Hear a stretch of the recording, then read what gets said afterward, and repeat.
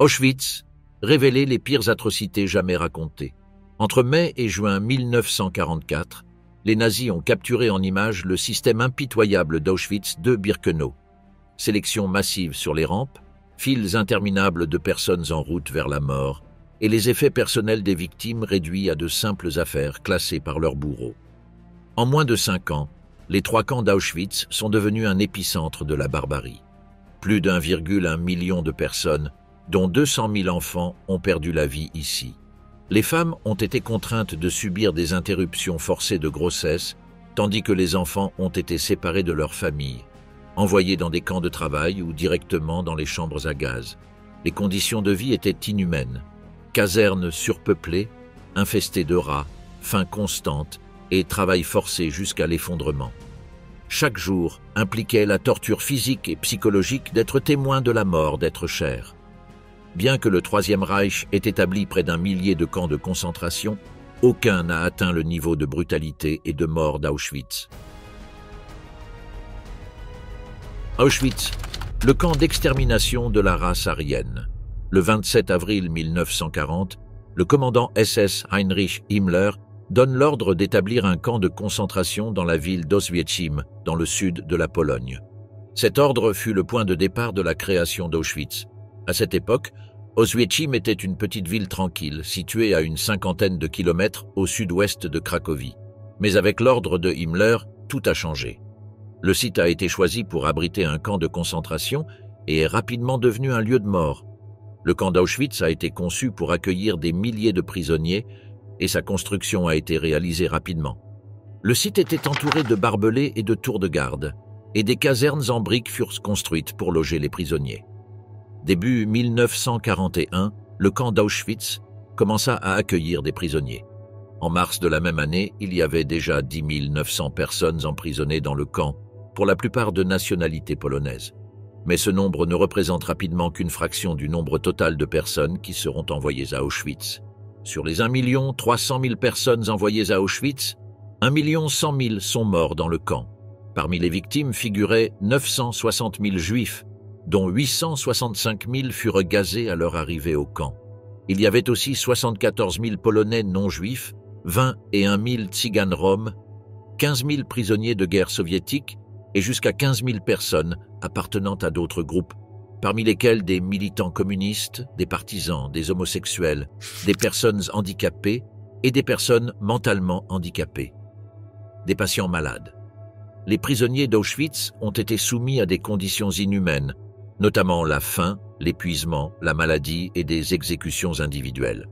Beaucoup d'entre eux sont morts à cause du manque de nourriture, de l'épuisement physique et des maladies qui se sont propagées rapidement dans les campagnes. D'autres ont été assassinés au cours d'expériences médicales, une pratique qui est devenue l'un des aspects les plus sombres du régime nazi. Au cours de l'hiver 1941, alors que la solution finale était en cours, le régime nazi devait trouver un moyen d'exterminer davantage de juifs de manière plus efficace. C'est alors qu'il fut décidé de construire un nouveau camp de concentration à environ 3 km de celui existant, sur un terrain marécageux connu des Polonais sous le nom de Brzezinka et des Allemands sous le nom de Birkenau. Bien qu'Auschwitz-Birkenau devienne finalement le site du plus grand massacre de Juifs de l'histoire, sa construction n'était pas initialement prévue dans ce but. Birkenau était en fait destiné à être un camp de prisonniers de guerre, à une époque où l'opération Barbarossa, la tentative d'Hitler d'envahir l'Union soviétique, était en cours. La tâche de concevoir et de construire le nouveau camp incomba au capitaine SS Karl Bischoff, récemment nommé chef du bureau de construction d'Auschwitz, et à l'architecte SS caporal Fritz Hertel. Cependant, dès le début, il était évident que le plan qu'ils avaient élaboré n'était pas suffisant pour maintenir la vie humaine. Leur plan initial était de créer une caserne pouvant accueillir 550 prisonniers, ce qui signifiait que les prisonniers seraient entassés dans des conditions inhumaines. En comparaison au camp de concentration de Dachau, un bloc similaire ne pouvait accueillir que 200 prisonniers. Cela signifiait que les prisonniers d'Auschwitz-Birkenau seraient exposés à une surpopulation et à des souffrances extrêmes. La construction du deuxième camp d'Auschwitz, Birkenau, débute en 1941. À cette époque, les officiers SS obligeaient les détenus à construire eux-mêmes le camp, en utilisant 10 000 prisonniers soviétiques qui commençaient à travailler à l'automne de la même année. Cependant, seules quelques centaines d'entre eux ont survécu jusqu'au printemps suivant, en raison des conditions inhumaines dans lesquelles ils étaient contraints de travailler. Les prisonniers travaillaient jour et nuit sans arrêt, sous la stricte surveillance du personnel SS, dans un environnement insalubre propice à la propagation des maladies. Les marécages entourant Auschwitz étaient un endroit particulièrement dangereux, et les maladies se propageaient rapidement parmi les détenus. Malgré les conditions terribles, les prisonniers réussirent à achever la construction de Birkenau, qui deviendra le principal centre d'extermination des Juifs sous le Troisième Reich. Heinrich Himmler, le chef des SS, était si satisfait du résultat qu'il autorisa la construction d'un autre camp à proximité, destiné aux esclaves qui travaillaient dans l'usine IG Farben. La construction de ces camps a transformé Auschwitz-Birkenau en un complexe de bâtiments impressionnants et meurtriers qui a joué un rôle crucial dans la machine meurtrière du Troisième Reich. Même si les ordres venaient directement d'Heinrich Himmler, le fonctionnement quotidien et la plupart des innovations qui différenciaient Auschwitz du reste des camps de la mort provenaient de l'esprit d'un seul homme monstrueux. Cet individu était responsable de la mise en œuvre de la solution finale dans sa forme la plus meurtrière et la plus systématique, transformant Auschwitz en le lieu le plus sinistre et le plus efficace de l'appareil d'extermination nazi. Le nom de cet homme, dont l'héritage est marqué par la souffrance et la mort de millions de personnes, est Rudolf Höss. Rudolf Höss, de Dachau à Auschwitz. En avril 1940, un officier SS nommé Rudolf Höss arriva dans une petite ville du sud-ouest de la Pologne, rebaptisée Auschwitz par les Allemands. Sa mission était d'y établir un camp de concentration. Mais à son arrivée, il ne trouva qu'une série de bâtiments abandonnés et un enclos à chevaux. La région était désolée, et le temps était humide et désagréable. Cependant, Höss était déterminé à remplir sa tâche et à faire fonctionner le camp. En tant qu'officier SS, il n'était pas autorisé à remettre en question les ordres, mais seulement à les suivre. À cette époque, personne ne pouvait imaginer le sort qui attendait la ville d'Auschwitz. Höss était là pour faire son travail, et il allait le faire efficacement. La ville était sur le point de devenir un lieu clé pour le régime nazi, et Höss était l'homme qui allait en prendre les commandes. La construction du camp progressait lentement, mais Höss était déterminé à accélérer le processus. Il savait que son travail était important et que le camp allait être un lieu fondamental dans la lutte du régime nazi contre ses ennemis. Il travaille donc jour et nuit, supervisant la construction de la caserne et l'installation des grillages qui entoureront le camp. Pendant ce temps, la ville d'Auschwitz restait un endroit calme et paisible, ignorant ce qui se tramait à la périphérie de la ville. Mais bientôt, tout allait changer. Le camp de concentration d'Auschwitz allait devenir un lieu de terreur et de mort, et la ville d'Auschwitz allait être témoin de choses que personne ne pouvait imaginer. Rudolf Höss, le commandant du camp, n'avait pas l'apparence d'un homme cruel et impitoyable. En fait, il semblait être une personne tout à fait normale, comme n'importe qui d'autre que l'on pourrait rencontrer dans la rue. C'est ce que pensait l'avocate américaine Whitney Harris, qu'il a interrogée lors du procès de Nuremberg. Les détenus d'Auschwitz partageaient également cette impression, le décrivant comme une personne calme et contrôlée. Mais derrière cette apparence inoffensive, Höss avait un passé marqué par la violence et l'extrémisme. Né en Forêt-Noire en 1900, il grandit dans une famille catholique stricte, où son père insistait toujours sur l'obéissance. Cela le prépara à son futur service pendant la Première Guerre mondiale, où il se distingua comme l'un des plus jeunes sous-officiers de l'armée allemande. La défaite de l'Allemagne dans la guerre lui a laissé un sentiment de trahison et de désillusion. Il se sentit abandonné par le gouvernement et l'armée allemand et commença à rechercher des options plus radicales. Il a rejoint le corps paramilitaire Freikorps, un groupe d'extrême droite qui cherchait à contrer l'influence communiste aux frontières de l'Allemagne. Mais sa participation à des actions violentes l'a conduit en prison. En 1923, il assassina son ancien professeur, Walter Kaddoff, parce que Kaddoff avait dénoncé un camarade du Freikorps. Höss fut condamné à 10 ans de prison, mais fut libéré au début de 1928. Malgré son sombre passé, Höss a toujours imputé ses problèmes à une conspiration juive internationale. Cette mentalité l'a amené à rejoindre les SS et à devenir l'un des architectes de l'Holocauste. Son histoire est un exemple terrifiant de la façon dont une personne apparemment normale peut avoir un cœur plein de haine et un esprit prêt à commettre des atrocités. Après sa sortie de prison en 1928, Rudolf Höss décide de changer de cap et rejoint une communauté agricole. Là, il rencontre sa future épouse et s'établit comme agriculteur. Cependant, sa vie prit un tournant dramatique en 1934, lorsque Heinrich Himmler, chef de la police d'Hitler, l'invita à rejoindre les SS en tant que membre à plein temps. Höss était membre du parti nazi depuis 1922 et connaissait Himmler depuis un certain temps. C'est pourquoi il accepta l'invitation sans hésitation. En novembre 1934, il arrive à Dachau en Bavière pour commencer son service comme gardien de camp de concentration. À l'époque, les camps de concentration étaient des lieux de détention et de punition temporaire, mais ils n'étaient pas conçus comme des camps d'extermination. Cependant, Höss se retrouvera bientôt au centre de la machine d'extermination nazie. L'expérience de Rudolf Höss à Dachau a été cruciale pour sa formation et sa carrière. Le régime de Dachau était connu pour sa brutalité, et son objectif était de briser la volonté des prisonniers. Là, Höss a appris à canaliser la violence et la haine que les nazis ressentaient envers leurs ennemis dans des systèmes et un ordre. La vie à Dachau était un enfer, où les prisonniers étaient soumis à toutes sortes d'abus et de tortures. Les gardiens étaient brutaux et aimaient infliger douleur et souffrance aux prisonniers. La violence physique était courante, et les prisonniers pouvaient être assassinés de sang-froid par des gardiens ou d'autres détenus. Cependant, ce qui faisait vraiment de Dachau un endroit si terrifiant n'était pas seulement la violence physique, mais aussi la torture mentale. Les prisonniers étaient soumis à une série de jeux psychologiques et de manipulations qui leur donnaient l'impression de perdre la raison. Les gardiens jouaient avec l'esprit des prisonniers, leur faisant croire qu'ils étaient sur le point d'être libérés, pour ensuite les décevoir et leur faire sentir qu'ils étaient condamnés à passer le reste de leur vie dans le camp.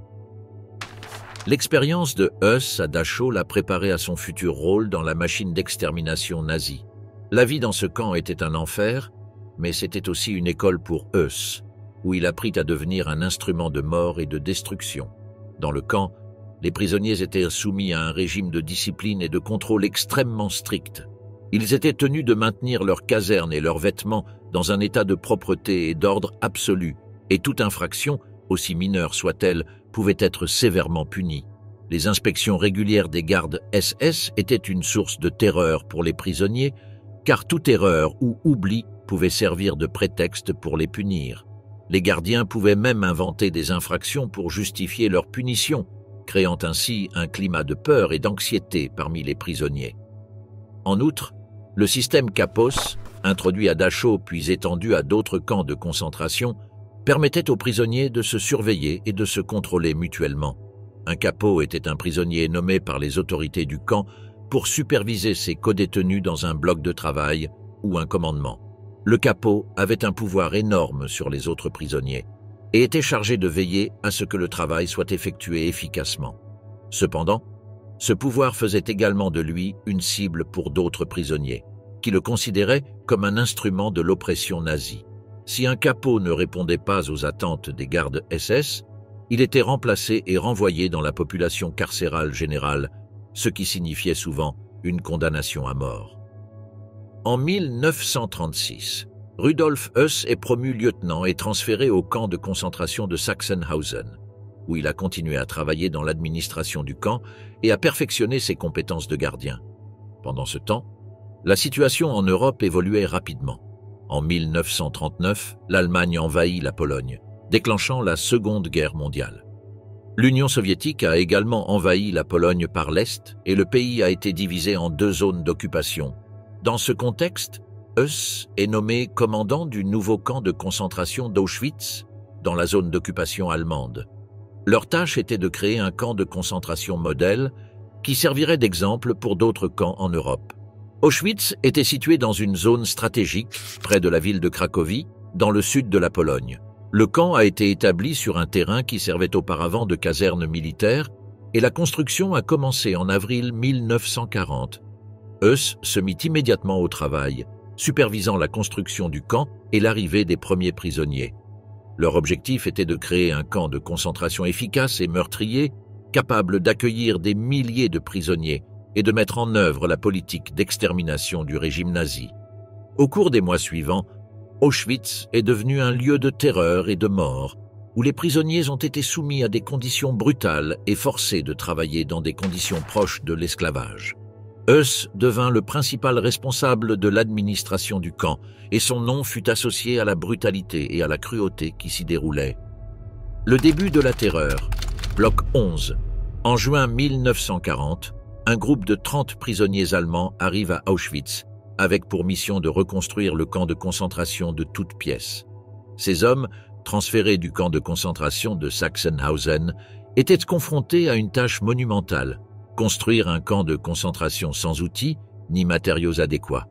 La situation était désespérée. Les prisonniers devaient transporter de lourdes pierres et des matériaux de construction sans l'aide de machines, et s'ils ne travaillaient pas assez vite, ils étaient battus par les gardes SS. Malgré le manque de moyens, les SS insistent pour que les travaux soient réalisés le plus rapidement possible, quel que soit le coût humain. Dans leur empressement à respecter le délai, les nazis ont eu recours à une solution brutale, le pillage des maisons voisines. Les prisonniers furent envoyés démolir les maisons des familles polonaises et reçurent l'ordre de prendre les matériaux de construction nécessaires. Des briques, des planches, du bois et d'autres matériaux ont été récupérés des maisons démolies et utilisés pour construire le camp de concentration. Pendant ce temps, les premiers prisonniers polonais commençaient à arriver à Auschwitz et étaient confrontés à un régime de travail forcé et de mauvais traitements. Les Allemands de souche arrivés les premiers sont devenus les premiers kapos, ou chefs de prisonniers, et ont servi d'intermédiaires entre les SS et les prisonniers polonais. Au fil des jours, le camp de concentration d'Auschwitz commença à prendre forme.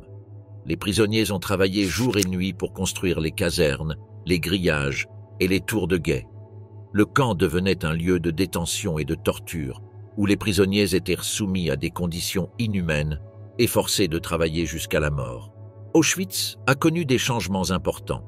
La visite d'Oswald Pohl, chef du bureau principal de l'administration et de l'économie des SS, a marqué le début d'une nouvelle étape pour le camp. Pohl ordonna à Heuss d'augmenter la capacité du camp, ce qui ferait d'Auschwitz un lieu encore plus important pour le régime nazi. L'idée de Himmler était de créer une économie autonome pour l'État nazi, et les camps de concentration comme Auschwitz seraient essentiels pour y parvenir. Le champ serait utilisé pour fournir des matières premières, comme le granit, pour la construction de bâtiments monumentaux comme la chancellerie du Reich d'Hitler à Berlin. Dans ce contexte, le Block 11 a été construit, un bâtiment qui est devenu un lieu de terreur et de torture au sein du camp. Même si, de l'extérieur, il ressemblait à un simple bâtiment en briques rouges, son objectif était sombre et unique. Les prisonniers entrant dans le Bloc 11 ont été soumis à la torture et au meurtre, et des méthodes telles que les suspendre aux poutres du plafond ou leur tenir la tête sur le poêle ont été utilisées pour obtenir des témoignages. L'existence du Bloc 11 rappelait la brutalité et la cruauté du régime nazi, et la manière dont les camps de concentration comme Auschwitz devenaient des instruments de terreur et d'oppression. Les prisonniers qui ont survécu aux séances de torture dans le Bloc 11 sont retournés à leur caserne avec des blessures physiques et émotionnelles, et certains ont perdu la vue à jamais. Dans le Bloc 11, le sous-lieutenant SS Max Grabner exerçait un contrôle absolu sur la vie et la mort des prisonniers. Avec un passé de bouvier, Grabner avait radicalement changé sa vie en rejoignant les SS et avait désormais le pouvoir de décider qui vivrait et qui mourrait dans son quartier. Né en 1905 à Vienne, en Autriche, Grabner a grandi dans une famille modeste et a rejoint les SS en 1938. Son ascension au pouvoir fut rapide et il devint rapidement l'un des hommes les plus redoutés d'Auschwitz. Chaque semaine, Grabner examinait les rapports criminels des prisonniers et prenait des décisions quant à ceux qui seraient punis ou exécutés. Les prisonniers condamnés à mort ont été emmenés dans une cour isolée où ils ont été sauvagement assassinés. La cour était entourée d'un mur de briques qui empêchait les autres prisonniers de voir ce qui s'y passait. Les condamnés à mort étaient emmenés jusqu'au mur de briques le plus éloigné de l'entrée du bloc, où un bourreau SS leur tirait une balle dans la tête avec une arme de petit calibre. Grabner était un homme impitoyable et sans scrupules, qui appréciait le pouvoir qu'il avait sur les prisonniers. Sa décision de vie ou de mort était arbitraire, et les prisonniers qu'il avait condamnés à mort étaient reconduits à leur exécution sans aucune forme d'appel. Le bloc 11 était un lieu de terreur et de mort, où les prisonniers étaient torturés et exécutés. La présence de Grabner et de son équipe de bourreaux faisait du bloc un lieu de peur et de terreur, où les prisonniers vivaient avec la menace constante d'être punis ou exécutés. Survivre à des jours difficiles. En seulement 2 ans, la situation à Auschwitz était devenue encore plus désespérée. Sur les 20 000 Polonais initialement envoyés au camp, plus de la moitié n'étaient plus en vie. Ce taux de mortalité alarmant avait fait d'Auschwitz un lieu de terreur et de peur, où tout prisonnier du Troisième Reich tremblait en entendant son nom. Arriver à Auschwitz a été un processus terrifiant. Les prisonniers étaient envoyés directement vers les chambres à gaz ou vers un centre d'accueil situé près de la porte d'entrée. Là, ils ont été soumis à un processus d'identification et de classification qui comprenait le fait de se faire tatouer un numéro de prison sur le corps. Les prisonniers de guerre soviétiques furent les premiers à bénéficier de ce traitement, et Auschwitz fut le seul camp de concentration où les prisonniers étaient tatoués de cette manière. Le processus de tatouage était douloureux et humiliant. Initialement, les tatouages étaient percés dans la poitrine avec de longues aiguilles et la plaie qui en résultait était remplie d'encre. Cela a permis une identification rapide et facile, surtout lorsqu'ils étaient retrouvés morts sur le terrain. Les prisonniers recevaient également un uniforme de prison rayé et un triangle coloré qu'ils devaient coudre sur l'uniforme.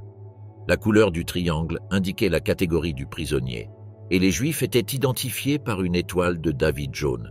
La classification des prisonniers était stricte et arbitraire.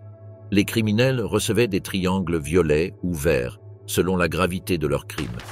Les prisonniers politiques portaient un triangle rouge, tandis que les gitans et les homosexuels étaient identifiés respectivement par des triangles marrons et roses. Les témoins de Jéhovah et les soi-disant asociaux portaient des triangles noirs. Cette classification n'était que le début d'un processus d'humiliation et de dégradation que subiraient les prisonniers d'Auschwitz. Une fois les prisonniers identifiés et équipés de leurs uniformes, ils étaient envoyés dans leur caserne où commençait la lutte pour la survie. La recherche d'un lit était un défi quotidien, car les lits gratuits étaient rares et disponibles uniquement parce que leurs précédents occupants étaient décédés. La plupart des prisonniers étaient obligés de dormir sur un tas de paille, sur le sol en pierre froide, sans aucun confort ni repos. Chaque nuit, les prisonniers devaient se présenter à la cour pour l'appel, un rituel qui devenait un moment de grande tension et de peur. C'est à ce moment que le sort de certains d'entre eux se décide, et l'incertitude est palpable. Au sein du camp, 2 groupes de personnes furent soumis à des traitements particulièrement cruels, les prêtres et les juifs. Ces groupes, ainsi que les prêtres catholiques polonais, risquaient davantage de tomber entre les mains du commando pénal dirigé par Ernst Krankemann, un capot connu pour son sadisme. Krankemann était arrivé au camp dans le 2e groupe de criminels allemands, transféré de Sachsenhausen en août 1940. Bien que méprisé par de nombreux SS, Krankemann bénéficiait du soutien de 2 puissants partisans, Karl Fritsch, l'adjoint de Heuss, et Gerhard Palitsch, l'assistant principal du commandant. Palitsch n'était cependant pas exempt de corruption, et en 1944, il fut emprisonné pour avoir volé des objets personnels de détenus et pour avoir agressé sexuellement un prisonnier juif, un crime considéré comme une pollution raciale dans le Troisième Reich. La corruption et la brutalité étaient endémiques dans le camp, et les prisonniers vivaient dans un état de peur et de terreur constante. Krankemann, un capot du camp de concentration, était connu pour sa cruauté et sa taille impressionnante. Il s'asseyait régulièrement sur le harnais d'un rouleau géant qui servait à aplatir la place d'appel au centre du terrain. Le rouleau étant très lourd, il a fallu une vingtaine de personnes pour le tirer, et Krankemann a veillé à ce qu'il le fasse le plus rapidement possible. Avec un fouet à la main, Krankemann battait les prisonniers qui ne parvenaient pas à suivre, les obligeant à travailler plus dur. Une nuit, l'un des prisonniers s'est effondré à genoux et n'a pas pu se relever pour continuer à tirer le rouleau. À ce moment-là, Krankemann ordonna au reste du commandement pénal de tirer le rouleau géant sur son compagnon prosterné. Les SS encourageaient ce type de brutalité et récompensaient Krankemann et autres capos avec des récompenses telles qu'une portion supplémentaire de soupe, qui était un luxe dans le camp, ou un morceau de pain plus gros que celui donné aux prisonniers ordinaires. Il recevait également des cigarettes qui constituaient une denrée précieuse à la campagne et pouvaient être utilisées pour acheter des faveurs ou une protection. Certains capos recevaient même de meilleurs vêtements et chaussures que les prisonniers ordinaires, leur donnant une apparence d'autorité et de pouvoir. Ces récompenses incitèrent les capos comme Crankeman à poursuivre leur brutalité et à maintenir le contrôle sur les prisonniers. Le crime d'I.G. Farben, la production de Zyklon B. Au cours de la guerre, les dirigeants des SS et des capos ne furent pas les seuls responsables de la brutalité qui se déchaîna dans les camps. Dans les coulisses, il y avait des hommes d'affaires et des cadres qui jouaient également un rôle important dans la machinerie d'oppression. En mai 1941, le docteur Otto Ambros, cadre supérieur de l'entreprise chimique I.G. Farben, commença à rechercher un emplacement approprié pour construire une usine de caoutchouc synthétique à l'Est. La guerre avait pris une tournure inattendue et les plans initiaux des nazis visant à transporter les Juifs en Afrique après la guerre ne semblaient plus viables. Jusqu'à récemment, Himmler avait prévu d'expulser tous les Juifs vers l'Afrique une fois la guerre terminée, ce qui devait intervenir d'ici quelques mois. Mais la réalité était différente. La guerre s'éternisait et les nazis se rendaient compte qu'ils devaient trouver des moyens de produire des matériaux essentiels, comme le caoutchouc et le carburant, au sein du Reich. I.G. Farben avait supposé qu'après la guerre, il pourrait obtenir des matières premières des colonies nouvellement conquises. Mais la guerre étant loin d'être terminée, les planificateurs allemands durent s'adapter à la nouvelle réalité. Le refus de Churchill de se rendre et la victoire de la Royal Air Force lors de la bataille d'Angleterre avaient changé le cours de la guerre. Les nazis, connus pour leur ambition et leur optimisme, ont été contraints de réagir à l'inattendu. Leur manque de planification et de prévoyance, combiné à la force de leurs ennemis, les a amenés à faire face à des problèmes qu'ils n'avaient pas anticipés. La guerre devenait bien plus difficile qu'ils ne l'avaient imaginé, et les hommes d'affaires comme le docteur Ambros devaient trouver des moyens de contribuer à l'effort de guerre. L'entreprise chimique I.G. Farben a commencé à repenser ses projets d'expansion, qui avaient été suspendus en raison de l'attente d'une fin rapide de la guerre. Bien qu'il ne s'agisse pas d'une entreprise d'État, I.G. Farben entretenait des relations étroites avec les dirigeants nazis et était prête à collaborer à leurs projets. Le plan quadriennal nazi prévoyait la construction d'une usine de caoutchouc synthétique connue sous le nom de Buna à l'Est. Après une longue discussion, I.G. Farben a décidé de construire l'usine en Silésie, une région qui comprenait la zone où se trouvait le camp d'Auschwitz. La production de caoutchouc synthétique nécessitait du carbone, qui était soumis à un processus d'hydrogénation à haute température. Mais pour que l'usine fonctionne, il fallait avoir accès à des matières premières essentielles comme la chaux, l'eau et surtout le charbon. I.G. Farben a en outre exigé que le site choisi dispose d'une infrastructure de transport et de logement développée. Otto Ambros, cadre chez I.G. Farben, étudiait des cartes et des plans à la recherche d'un site approprié pour la nouvelle usine de Buna. Finalement, il pensait avoir trouvé l'endroit idéal à environ 5 km à l'est du camp d'Auschwitz. Cependant, dans un premier temps, la proximité du camp de concentration n'a pas été un facteur déterminant dans la décision d'implanter l'usine dans la zone. À l'époque, I.G. Farben était plus intéressé par l'embauche d'Allemands de souche arrivés comme travailleurs que par le recours exclusif au travail d'esclaves. Mais la plupart des travailleurs allemands éligibles étaient envoyés sur les champs de bataille, et rares étaient ceux qui restaient disponibles pour travailler dans les usines. C'est alors qu'Otto Ambros commença à réfléchir à la possibilité d'utiliser la main-d'œuvre gratuite disponible au camp d'Auschwitz. La société I.G. Farben cherchait une opportunité d'étendre et d'augmenter sa production de caoutchouc synthétique. Après avoir étudié plusieurs sites, ils ont décidé d'implanter une usine dans la région d'Auschwitz, en Pologne. Cela a complètement changé l'histoire du camp, qui est passé d'un lieu de détention relativement petit à un centre majeur de production de matériaux essentiels à l'effort de guerre allemand. Himmler s'est rendu à Auschwitz et a annoncé que le camp serait agrandi pour accueillir 30 000 détenus au lieu des 10 000 initiaux.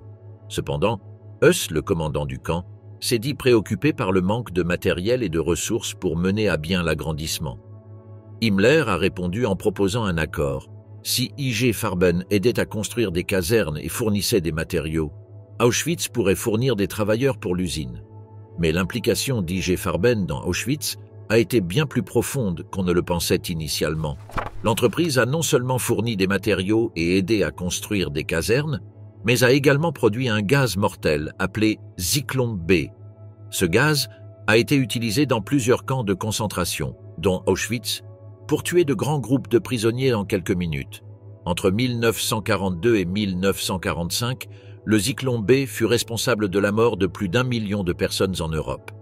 Après la guerre, les dirigeants d'IG Farben ont dû faire face aux conséquences de leur implication dans la production du Zyklon B et de leur rôle dans l'effort de guerre allemand. En 1947, le gouvernement américain a emprisonné 9 des directeurs de l'entreprise, dont Otto Ambros, pour crimes de guerre. La société IG Farben a été démantelée et ses actifs ont été répartis entre plusieurs sociétés allemandes.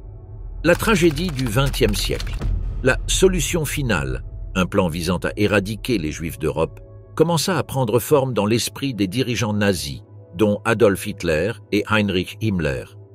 Auparavant, en 1940, Himmler avait suggéré de déporter les Juifs vers une région reculée du Troisième Reich, comme l'île africaine de Madagascar. Cependant, la guerre contre l'Union soviétique, déclenchée en juin 1941, modifie le cours des événements. La réaction négative de la guerre a conduit les nazis à rechercher une solution plus radicale au problème juif. L'élimination des Juifs soviétiques en tirant sur des hommes, des femmes et des enfants est devenue une politique officielle.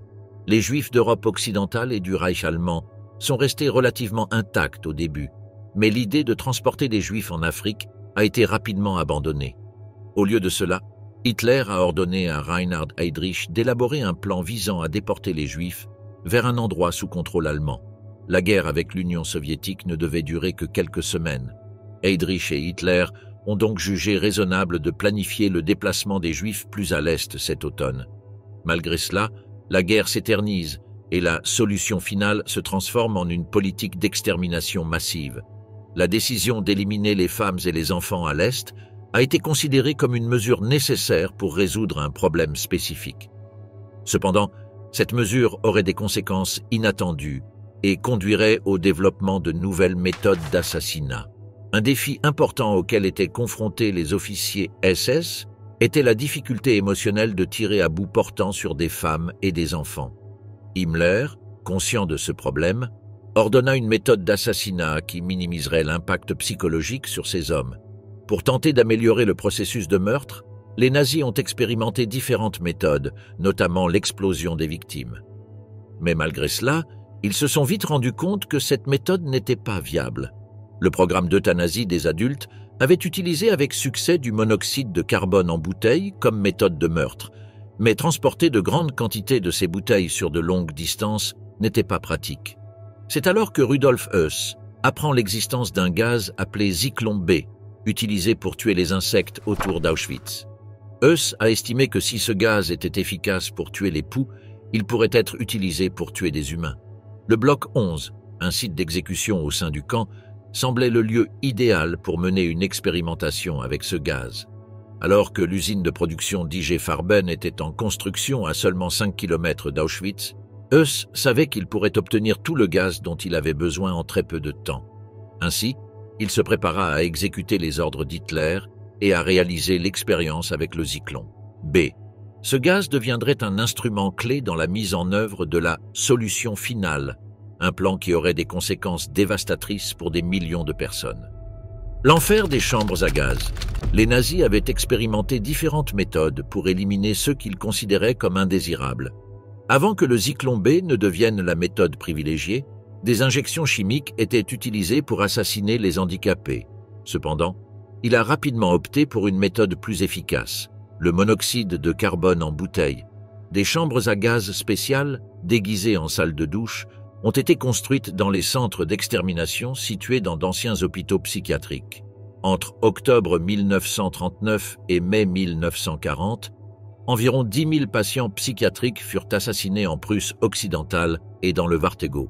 Beaucoup d'entre eux sont morts dans une chambre à gaz mobile, une camionnette aménagée avec un compartiment hermétiquement fermé à l'arrière. Les victimes ont été poussées dans ce compartiment puis asphyxiées avec du monoxyde de carbone en bouteille. Après le meurtre de famille, les nazis ont cédé leur maison aux Allemands de souche, dans le cadre d'un effort visant à repeupler la région avec la race des maîtres. Ce processus de nettoyage ethnique et d'extermination a été mené de manière systématique et calculée, dans le but de créer un territoire pur pour le peuple allemand. Le recours aux chambres à gaz et à d'autres méthodes d'extermination est devenu partie intégrante de la politique nazie, visant à éliminer ceux qu'ils considéraient comme une menace pour leur idéologie et leur vision de l'avenir allemand.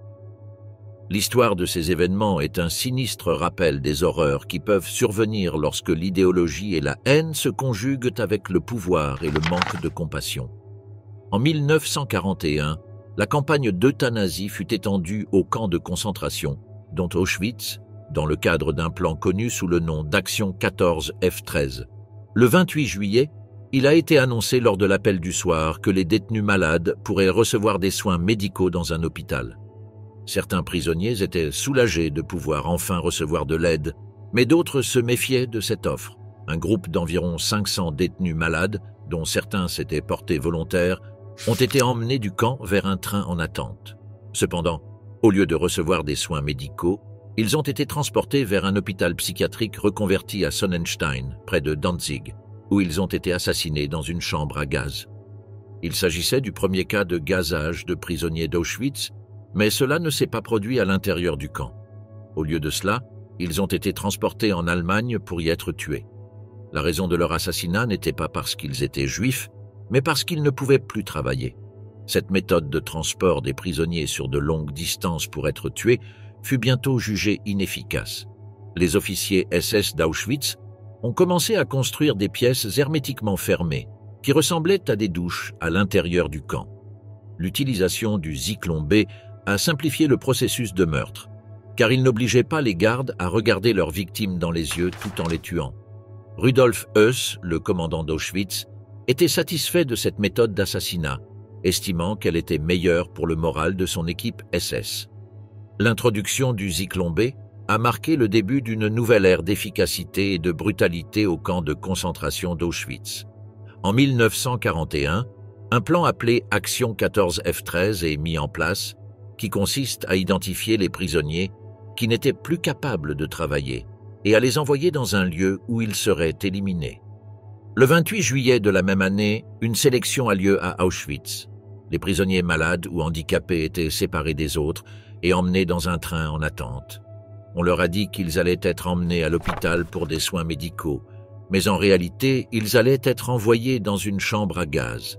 Ces prisonniers ont été transportés vers un hôpital psychiatrique à Sonnenstein, près de Danzig, où ils ont été soumis à un processus d'élimination des gaz. C'était le premier cas de prisonniers d'Auschwitz soumis à ce processus, même si cela ne s'est pas produit à l'intérieur du camp. Les nazis décidèrent plus tard qu'il était plus pratique de construire des installations d'élimination à l'intérieur du camp de concentration. De cette façon, ils n'auraient pas à transporter les prisonniers sur de longues distances pour mener à bien le processus. Des salles spéciales ressemblant à des salles de douche ont été construites et un gaz appelé Zyklon B a commencé à être utilisé pour l'élimination.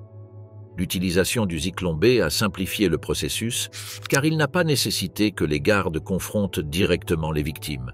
Le commandant d'Auschwitz, Rudolf Höss, estimait que cette méthode était plus adaptée au moral de son équipe. En mars 1942, la première chambre à gaz d'Auschwitz-Birkenau commença à fonctionner. Un groupe de juifs polonais, envoyé par la Gestapo depuis Silésie, fut emmené directement du poste de chargement d'Auschwitz à la chambre à gaz de Birkenau, puis enterré dans un pré voisin. La chambre à gaz était située dans une cabane en briques connue sous le nom de Petite Maison Rouge ou Bunker, qui avait été transformée en installation de gazéification. La Petite Maison Rouge était une cabane en briques qui avait été modifiée pour répondre à sa nouvelle vocation. Les fenêtres avaient été fermées et ces 4 pièces transformées en 2 pièces isolées. Sur les portes de chaque pièce, il y avait des pancartes indiquant « désinfection », suggérant que les nazis essayaient d'entretenir l'illusion que la chambre à gaz était un lieu de désinfection plutôt qu'un lieu de meurtre. En juin 1942, une deuxième cabane en briques, connue sous le nom de Bunker 2 ou Little White House, fut transformée et mise en service. Lorsque Heinrich Himmler visita le camp en juillet 1942, on lui montra une sélection de juifs néerlandais assassinés dans la chambre à gaz du bunker numéro 2. Himmler a été très impressionné par cette méthode d'assassinat, ainsi que par le chantier de construction d'Auschwitz III, la nouvelle usine IG Farben qui était en construction à proximité. L'utilisation des bunkers 1 et 2 s'est arrêtée au printemps 1943, lorsque de nouveaux crématoires de plus grande capacité ont été construits. Cependant, le bunker numéro 2 redevint opérationnel en mai 1944 pour le meurtre de juifs hongrois. Le premier bunker fut démoli en 1943 et le deuxième en novembre 1944. Le grand crématorium d'Auschwitz-Birkenau a été construit en octobre 1941, ainsi qu'un nouveau camp de prisonniers de guerre à Birkenau. Le crématorium a été conçu avec un système de ventilation sophistiqué qui expulsait l'air ancien et introduisait de l'air frais, ce qui suggère qu'il a été conçu pour fonctionner comme une chambre à gaz, en plus de sa fonction originale de crémation des corps de ceux qui sont morts sur le terrain. En janvier 1945, alors que l'armée rouge soviétique était sur le point d'arriver au camp, les nazis utilisèrent de la dynamite pour faire sauter les crématoriums et les chaumières dans le but de cacher leurs crimes au reste du monde. Cet acte de destruction était une tentative désespérée d'effacer les preuves des horreurs survenues à Auschwitz-Birkenau. L'ange de la mort, l'histoire de Joseph Mengele et Auschwitz. Un nom se démarque par sa cruauté et son sadisme, le docteur Joseph Mengele. Il est arrivé au camp à un moment crucial, lorsque les crématoriums de Birkenau étaient achevés et que le camp était sur le point d'entrer dans sa période la plus destructrice.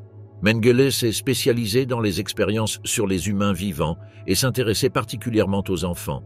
Il leur a apporté du chocolat et a gagné leur confiance. Mais en réalité, il ne les voyait que comme des objets d'étude. Il était obsédé par l'étude des jumeaux, et lorsqu'il apprit que des jumeaux étaient arrivés au camp, il demanda que personne ne les touche à part lui.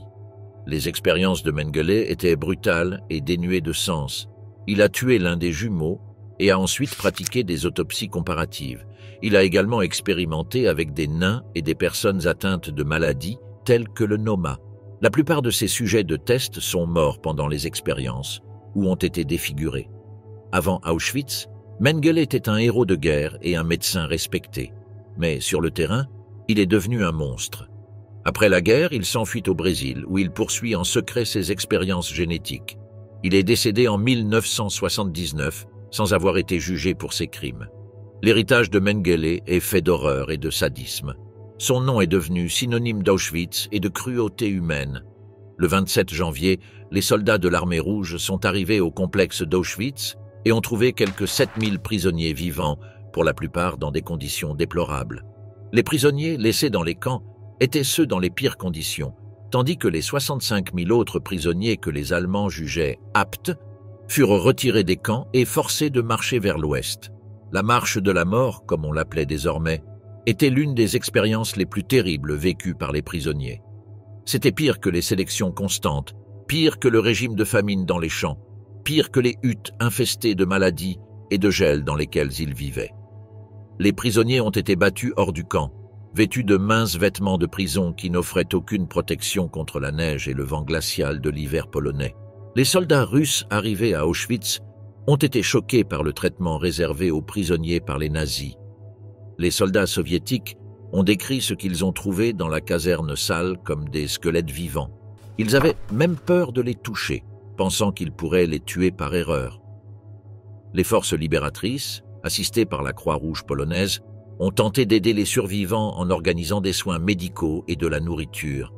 Les hôpitaux de l'armée rouge ont soigné 4500 survivants et des photographies et des films ont été réalisés pour documenter le camp.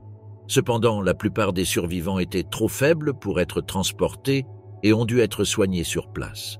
Pendant ce temps, des dizaines de milliers de prisonniers marchaient vers Dachau et l'Oslo dans les pires conditions imaginables. La marche de la mort a été l'une des expériences les plus terribles vécues par les prisonniers. Des températures de moins 20 degrés Celsius ont été enregistrées et certains habitants de Haute-Silésie ont tenté d'aider les prisonnières en marche.